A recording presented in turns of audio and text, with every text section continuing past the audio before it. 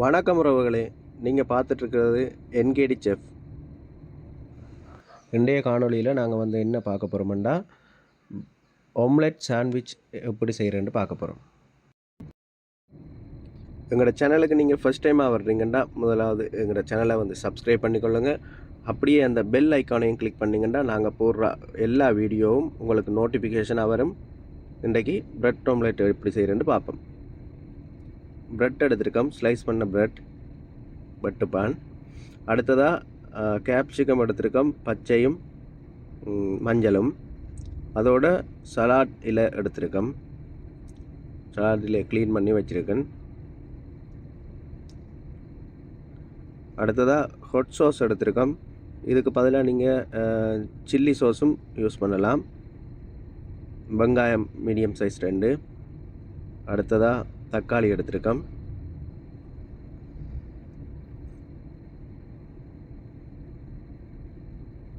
இதோட கொக்கம்பரும் எடுத்துக்கொள்ளுங்க. இப்போ நாங்கள் முட்டையை ஒரு சைட் மட்டும் எண்ணெயில் போட்டு எடுக்கலாம்.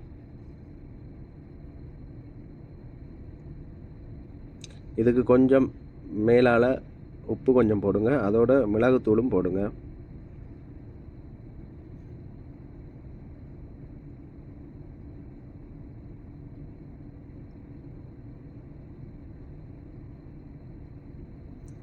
உங்களுக்கு ஒரு சைட் மட்டும் போட்டு எடுக்கிறது பிடிக்காதுண்டா மற்ற சைட்டும் பிரட்டி போட்டுக்கொள்ளுங்க.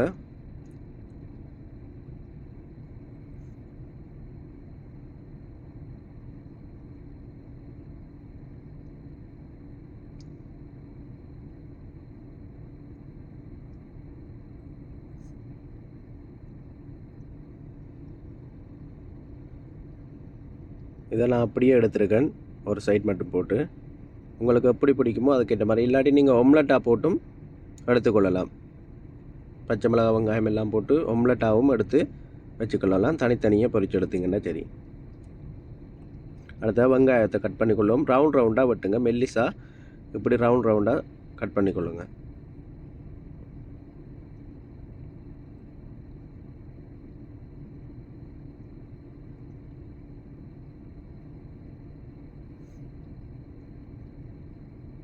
அடுத்த தக்காளியும் அதே மாதிரி மெல்லிசாக ரவுண்டாக வெட்டி கொள்ளலாம்.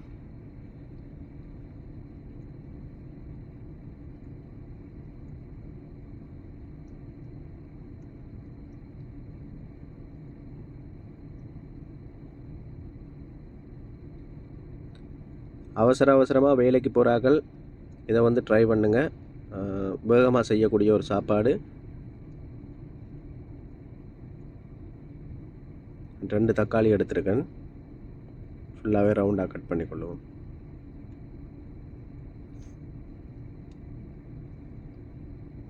அடுத்ததாக கொக்கம்பர் எடுத்துருக்கேன், அதையும் மெல்லிசாக நீள் வட்டமாக வெட்டியிருக்கேன். ரவுண்டாகவும் வெட்டலாம், பிரச்சனை இல்லை, நீங்கள் உங்களுக்கு ஏற்ற மாதிரி வெட்டுங்க.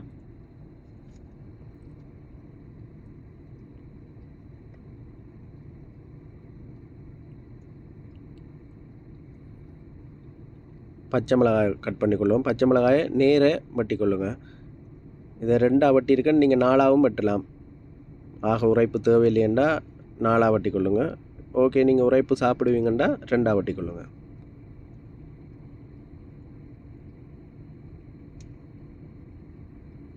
எல்லாம் கட் பண்ணியாச்சு. அடுத்ததாக கேப்சிகம். இது ஆப்ஷனல் தான், உங்களுக்கு தேவைண்டா சேர்த்துக்கொள்ளுங்க. இதை விட மெல்லிசா வெட்டினாலும் பரவாயில்லை.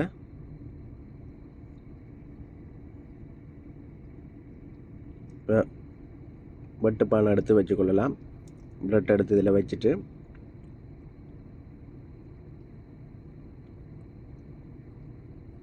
எல்லாமே ஃபுல்லாக வச்சிட்டிங்கன்னா ஈஸியாக இருக்கும். ஹாட் சாஸ் விட்டுருக்கு,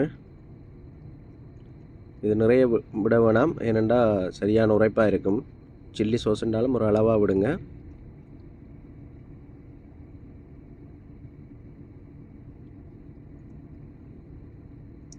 ஒரு லைன் அப் பண்ணி விட்டிங்கன்னா காணும்.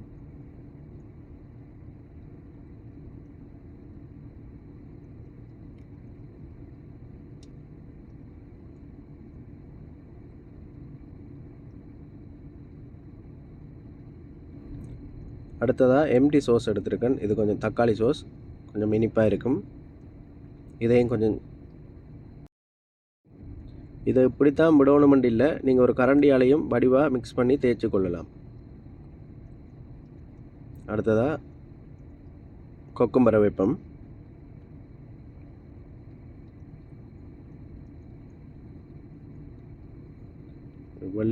வெள்ளரிக்காய்ன்னு சொல்லுவாங்க. இதையும் வச்சுக்கொண்டு அடுத்ததாக வெங்காயத்தை வச்சுக்கொள்ளுவோம்.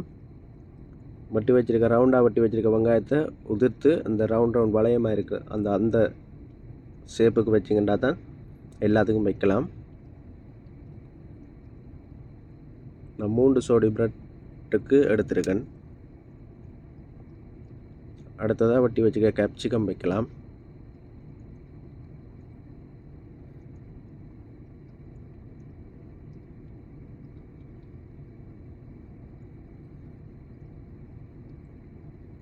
நான் பச்சை கலர் கேப்சிகம் எடுக்கல, இது ஒன்று தான் எடுத்திருக்கேன். ரெண்டும் தேவையில்லை, ஏதாவது ஒன்று வச்சா காணும். அடுத்ததாக ஒம்லெட் எடுத்து வைப்போம். 1 சைட் போட்டு வச்சுருக்கேன். இது நீங்கள் ஒம்லெட்டாகவும் போட்டு வைக்கலாம்.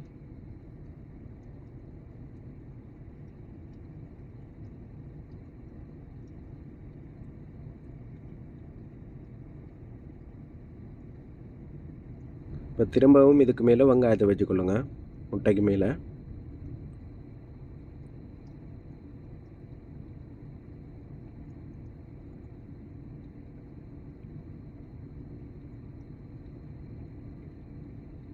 அடுத்ததாக தக்காளியையும் வைப்போம்.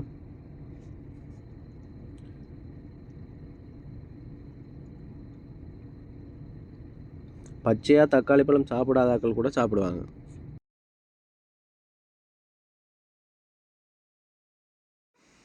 ஃபுல்லாக எல்லாத்துக்கும் தக்காளி பழம் வச்சாச்சு.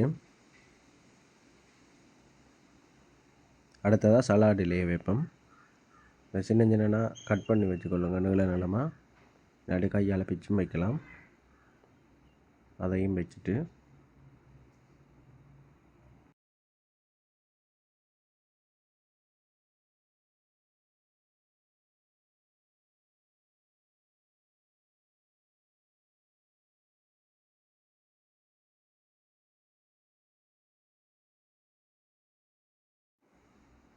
தக்காளி சோஸும் கொஞ்சம் விட்டுக்கொள்ளுங்க மேலால்.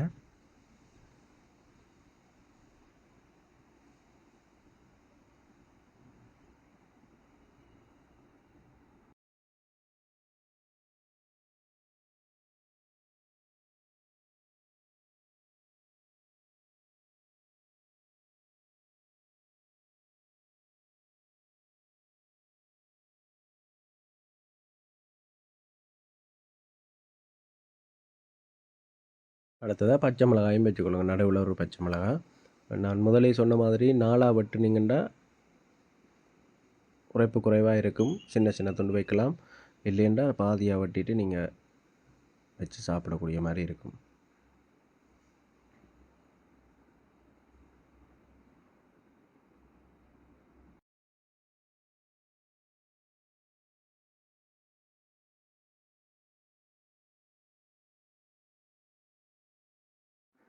இதுக்கு மேலேயும் கொஞ்சம் கொக்கும்பரை வச்சுக்கொள்ளுங்க.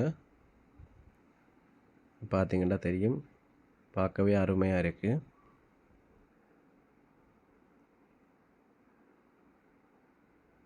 எல்லாம் முடிஞ்சுது. நாங்கள் அங்கால இருக்கிற அந்த மற்ற பாதி பிரெட்டை எடுத்து இதுக்கு மேலே வச்சு அப்படியே சாப்பிட வேண்டியதுதான்.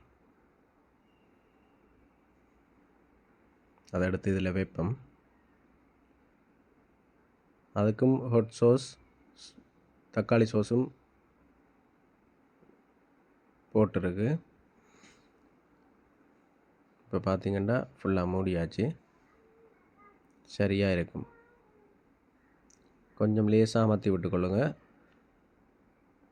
இப்போ பார்த்திங்கன்னா எங்களோட ப்ரெட் சாண்ட்விச் ரெடி ஆகிட்டது. அதாவது ஆம்லெட் சாண்ட்விச் வந்து ரெடி ஆகிட்டது. இதை பார்த்தீங்கன்னா தெரியும். இதே மாதிரி நீங்களும் செய்து பாருங்கள். வேகமாக செய்யக்கூடிய ஒரு சாப்பாடு. வேலைக்கு போகிறார்கள் எல்லாருமே குயிக்காக ஈஸியாக செய்யக்கூடிய ஒரு சாப்பாடு. இதை பார்த்தீங்கன்னா ரெண்டாக கட் பண்ணி காட்டுறேன் எப்படி இருக்குன்னு.